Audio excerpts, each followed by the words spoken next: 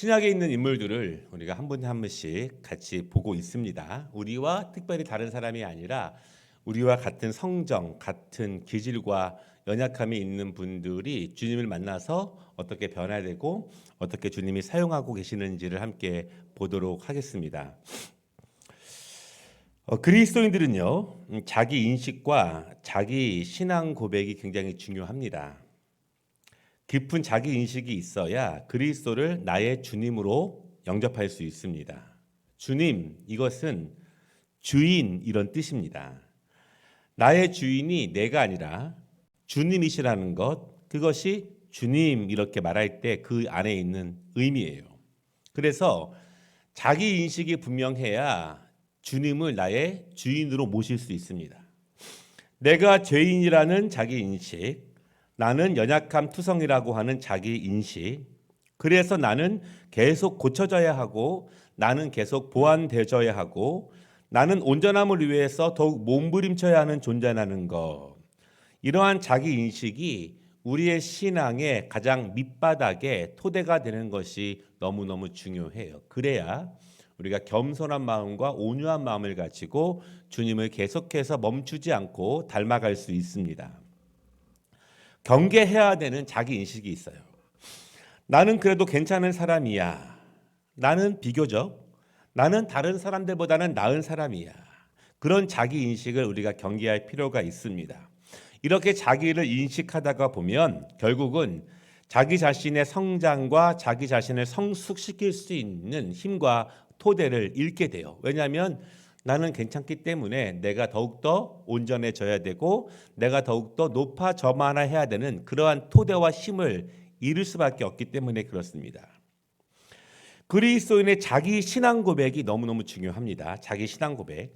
보통은 여러분, 신앙이 약하다, 믿음이 연약하다 하는 성도들, 우리가 걱정하고 있는 자녀들의 신앙, 그것은 거의 대부분 자기 신앙 고백이 너무 미약하거나 거의 없기 때문에 벌어지는 일입니다.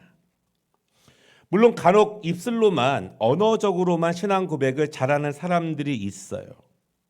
그러나 어떤 고난을 만나거나 어려움을 만나거나 어떤 서운함을 만나거나 시험이 들 때 바로 실력이 드러나게 됩니다. 내가 경험해야, 내가 만나야, 내가 믿음의 능력을 체험해 보아야 바른 신앙 고백이 나타나는 거예요.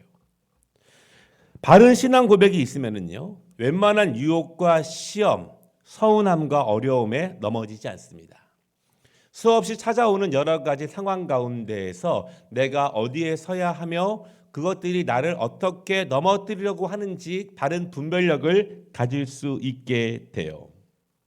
그런데 여러분, 신앙 고백은요, 한 번에 이루어지지 않습니다. 신앙 고백은 계속 쌓여져 나갑니다. 들은 말씀, 믿어지는 말씀들이 계속 쌓여져 나가는 것이 신앙 고백이고요. 그것을 육적으로 그 말씀이 이루어지는 것을 계속 경험해 가면서 신앙 고백이 쌓여지게 되고, 그것을 영적으로 경험되어지면서 나의 신앙 고백이 계속 쌓여져 나가게 됩니다. 옛날에 충성하신 분들이 있어요. 과거에 뜨거우신 분들이 있습니다.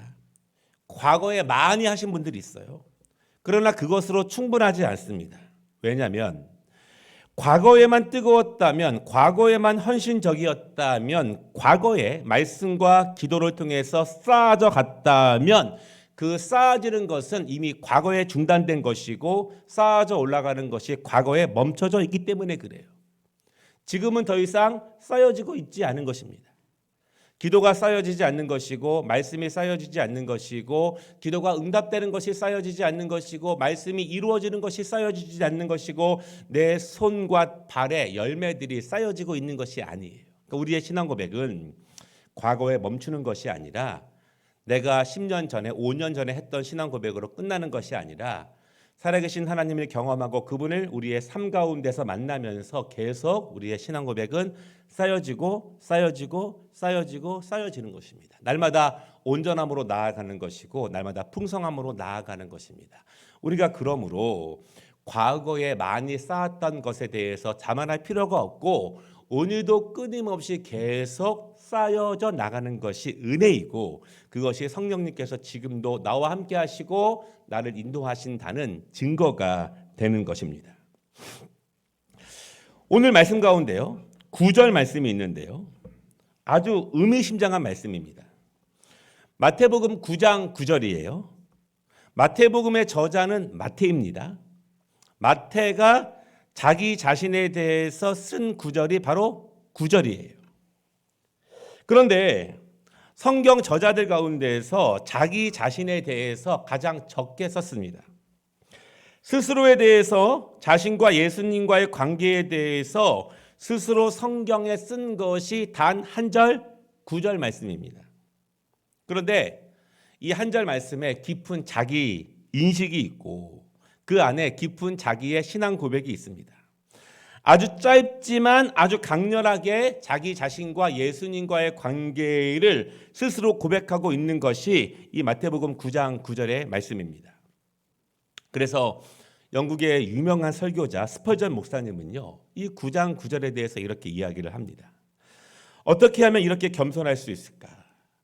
또한 자기 자신을 어떻게 이렇게 드러내지 않고 솔직하게 말할 수 있을까? 이렇게 이야기를 했어요. 스퍼전 목사님의 이런 평가는 합당해요. 다른 복음서들을 보면은요, 일반적으로 사람들을 그를 마태라고 잘 부르지 않아요. 그리고 훨씬 더 존경스러운 이름인 레위라는 이름으로 마태를 훨씬 더 많이 부릅니다. 그리고 마태는요, 굉장히 괜찮은 사람입니다. 마태의 복음에는 그의 스스로에 대한 행적이 거의 없지만 다른 복음서에는 마태에 대한 이야기들이 훨씬 더 많이 있어요. 마태가 자기 자신을 9장에 소개했다는 것은 굉장히 중요한 의미가 있습니다. 마태복음은요, 마태가 목회한 지역, 그리고 마태가 설교한 그 사람들, 흔히 그것을 마태 공동체 그렇게 이야기해요. 요한 공동체, 누가 공동체 이렇게 이야기합니다.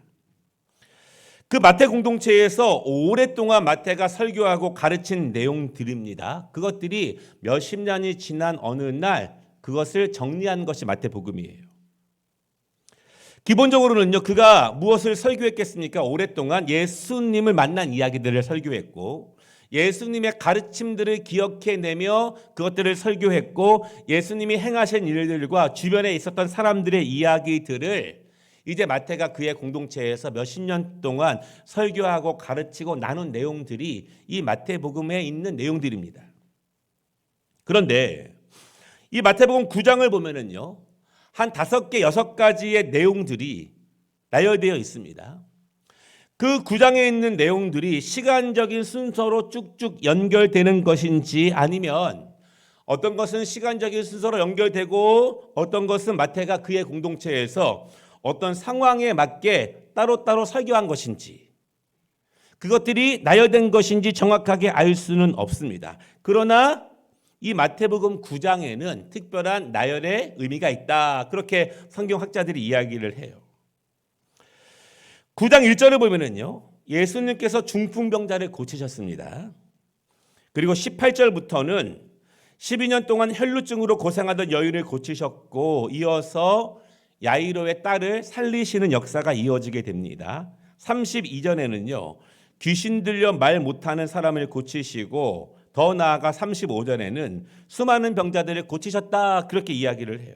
그래서 학자들은 이 9장을 작은 병에서 큰 병으로 이어지는 연속적인 나열이다. 그렇게 9장을 해석합니다. 중풍병은 큰 병이죠. 많은 사람들이 그를 데리고 나왔습니다.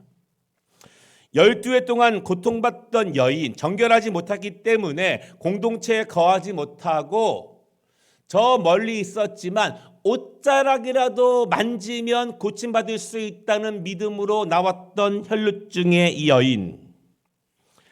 회당장 야이로, 바리새인과 서기관들과 같은 종교 지도자였지만 그의 딸의 죽음 앞에 주 앞에 나왔던 야이로. 그리고 예수님께서 귀신 들려서 말 못하는 사람을 고쳤을 때 많은 사람들이 놀랍니다. 왜 놀랐냐면 지금까지 이스라엘에서는 이 같은 일을 본 적이 없다. 그래서 크게 놀라게 돼요.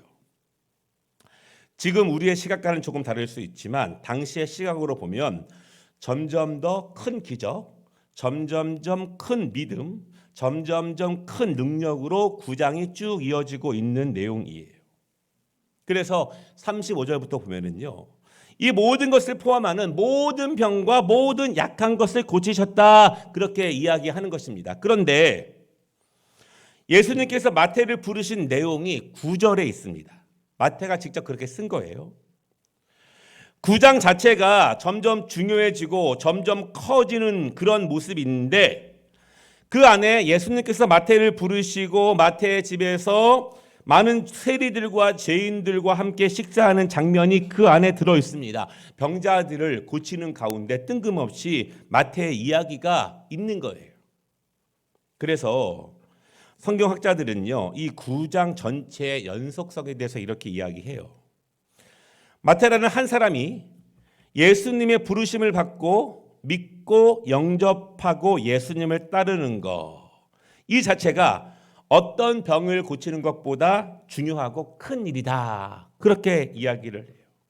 그래서 이 9장 전체는 어떤 점점 커지는 병 고침을 나열하는 것이 아니라 궁극적으로는 한 영혼이 주님을 만나는 것, 궁극적으로는 주님의 위대하신 일들을 각각의 질병과 어려움과 문제를 갖고 있는 사람들이 만나는 것, 주님이 각각의 개인들에게 하시는 크신 일들, 그것이 연속적으로 나열되는 것이 9장이다, 그렇게 이야기하는 거예요.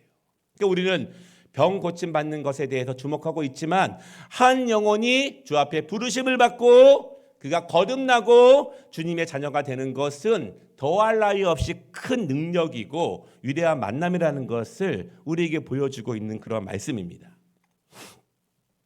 마태는요, 이 9절 말씀과 이어지는 말씀에서 자신과 예수님과의 관계를 간증하는 거예요. 간증. 이 마태복음은 분명한 것은 예수님께서 십자가에서 돌아가시고 부활하시고 제자들을 만나시고 승천하신 이후의 일들이죠. 그리고 마가의 다락방에 성령의 충만을 경험한 이후에 뿔뿔이 흩어져서 본인의 사역지들에서 말씀을 전한 내용들입니다. 아마도 마태가 그의 사명을 모두 마치고 이 땅을 떠나기 전까지 오늘 이 9절에 있는 내용, 9절부터 13절에 있는 내용들은 사실은 수없이 많이 간증된 내용일 거예요. 마치 우리가 지난주에 손경민 목사님의 간증을 들었잖아요. 우리는 처음 들었지만 그 목사님은 가시는 곳마다 개인의 신앙 고백을 나눈 거잖아요. 그것처럼 마태가 그의 사역지에서 수많은 사람들을 만날 때마다 때로는 믿음의 권면을 주기 위해서, 때로는 도전을 주기 위해서, 때로는 예수님의 크신 일을 설명하기 위해서 자기 자신이 예수님을 만난 간증을 굉장히 많이 했을 거예요. 그것이 9절의 내용입니다. 마태가 예수님을 만난 그 일, 그 예수님이 부르시던 그때를 회상하면서 간증했고 그때의 그 이야기를 전할 때마다 마태는 어떤 기분이었을까? 얼마나 그날의 감격을 잘 기억하고 있을까요? 아마도 눈가에 눈물이 맺히고 목소리가 떨리면서 주님과 만났던 그 날을, 그 감격을 기억하면서 또 다른 사람들에게 자신이 만난 예수 그리스도를 소개하고 간증했을 거예요. 그것이 9절부터 우리가 읽은 말씀의 내용들입니다. 마태의 간증은 분명합니다. 자신과 주님과의 만남을 똑똑히 기억하고 있고요. 그리고 자신과 주님과의 만남에는 하나님의 위대하신 계획이 있다는 것을 분명히 확신하고 있습니다. 9반 초반절을 보면은요, 이렇게 말합니다. 예수께서 그곳을 떠나 지나가시다가 예수님은 중풍병자를 고치셨습니다. 그리고 많은 사람들을 뒤로 하고 그것을 떠나십니다. 그리고 지나가시다가 마태가 세간에 앉아 있는 것을 보셨습니다. 그러면 이것은 우연인가? 주님이 약속을 잡고 마태를 만난 것이 아니라면 그 만남은 우연인가? 주님이 어떤 목적을 가지고 마태를 찾아오신 것이 아니라면 그것은 우연인가? 어떠한 상담 중에 어떠한 회의 중에 들은 이야기가 아니라면 어떠한 계획 속에 포함된 것이 아니라면 그것은 우연인가? 그냥 지나가시다가 보게 되면 우연인가? 그렇다면 예수님은 마태를 우연히 부르신 것인가? 그에 대한 계획이 없으셨는데 즉흥적으로 보시고 갑자기 마음에 감동해서 그냥 그렇게 그를 부르신 것인가?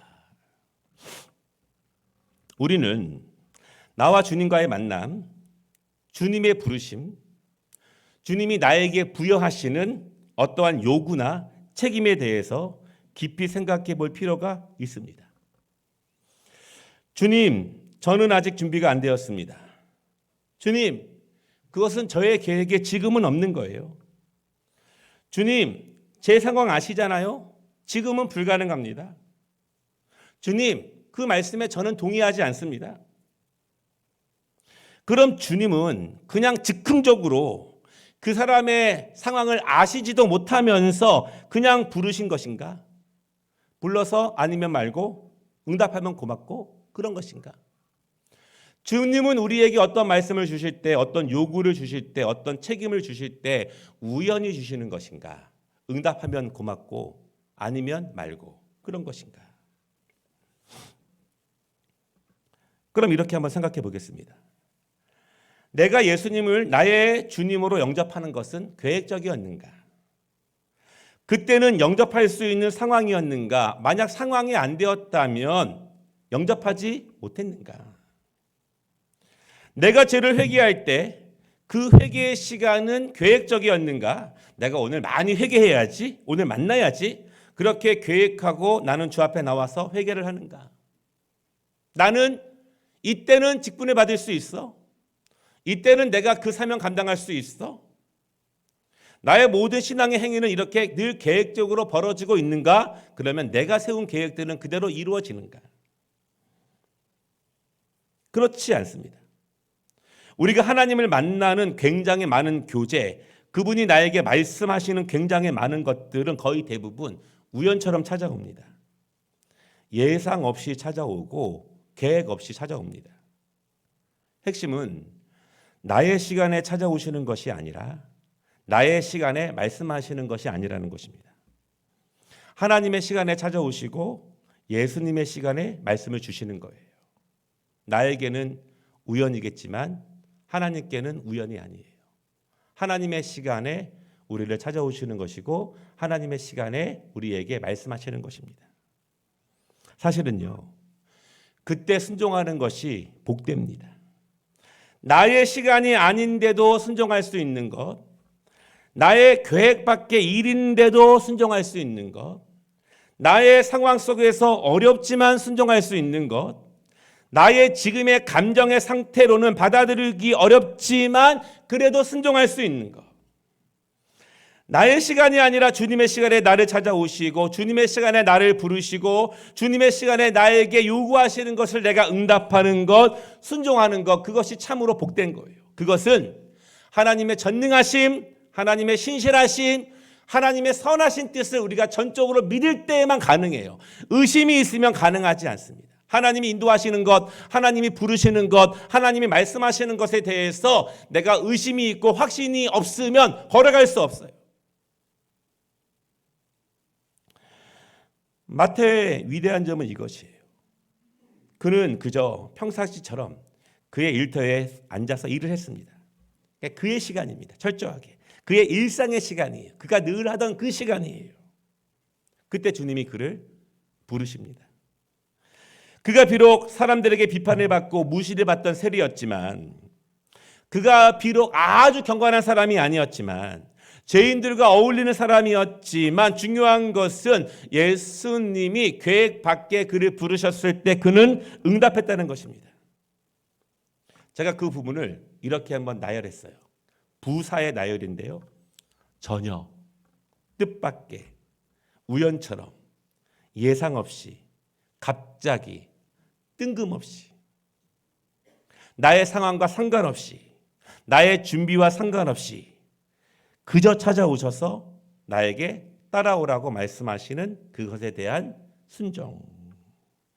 잠시만 순종한 것이 아니라 그는 그의 인생 전체를 예수님께 올려드렸습니다. 갑자기 찾아온 부르심에 완전히 온전히 변화되는 것, 갑자기 찾아온 부르심에 온전히 거듭나는 것, 온전히 새 사람이 되는 것, 그것이 마태의 내면에 있던 그의 신앙적 잠재력이었어요. 그 안에 그런 힘이 있는 거였어요. 그도 몰랐지만 스스로 확신하지 몰랐지만 마태라고 그가 세관에 있을 때 그가 그의 인생을 이렇게 하나님께 드릴 수 있을 것이라고 생각이나 할 수 있겠습니까?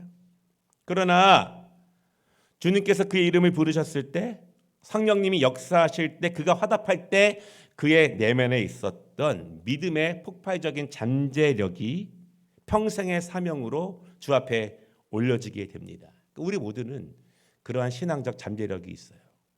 성령님이 우리의 이름을 부르실 때, 나를 사용하시겠다고 말씀하실 때 내가 미처 한 번도 상상해 보지 못한 주의 일이 나를 통해서 펼쳐질 수 있다는 사실을 믿으시기를 바랍니다.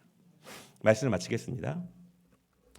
내가 준비된 시간이 아니라, 내가 준비된 상황이 아니라 주님의 시간에 부르시는 주님의 부르심에 응답하는 우리가 되기를 원합니다. 그런 영적 토양, 그러한 영적 습관을 우리가 갖는 것이 너무너무 중요합니다. 그러면 그렇게 준비되면 주님은요, 계속 우리를요, 새로운 길로, 새로운 은혜의 길로, 새로운 축복의 길로 계속 부르실 거예요. 왜냐하면 제가 이렇게 한번 써봤어요. 쟤는 언제 불러도 바로바로 응답하는 아이야. 쟤는 내가 아무 때나 불러도 바로바로 쓸 수 있는 아이야. 이렇게 주님이 그를 사랑하시고 평가하시기 때문입니다. 나의 시간에, 나의 상황에 주님이 맞춰주시는 것이 아니라 주님의 시간에 나를 맞춰드리는, 그래서 주님이 아무 때나 나를 부르실 수 있는 마태와 같은 그런 종이 우리 모두가 되시기를 주님의 이름으로 축복합니다.